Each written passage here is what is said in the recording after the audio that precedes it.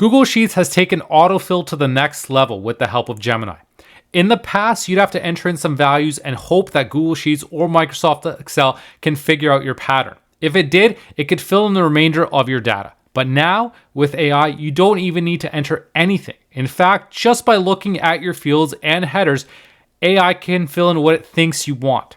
In this example, I've got ticker symbols and I've got fields here for market cap and annual revenue. And AI is going to fill in this data for me. If I click here below my header for market cap, you'll see that I've got the normal drop-down option to autofill, but here I've got this Gemini icon and it says drag to fill with Gemini.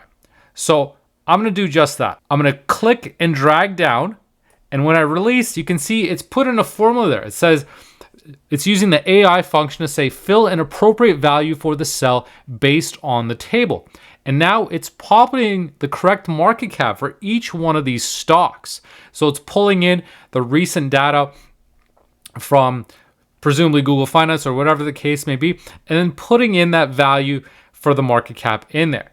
So let's also do this for annual revenue. So I'm going to drag and hold and make sure I'm just selecting just this entire section here to make sure I'm not overlapping with anything else. And it's going to do the exact same prompt. So presumably you could have entered in this prompt yourself and done that, but with the autofill, it's actually doing that for you. And now it's pulling in the annual sales for each one of these companies, which at first glance looks to be correct. So as you can see, this can potentially be a huge time saver if you want to just pull in data from another resource. All you have to do is just set up your table and your headers, and the AI can pull that in for you.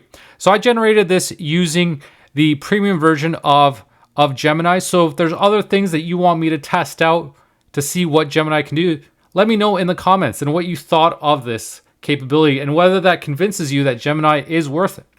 Let me know, and thanks for watching. Please make sure to leave a like and subscribe for more videos like this.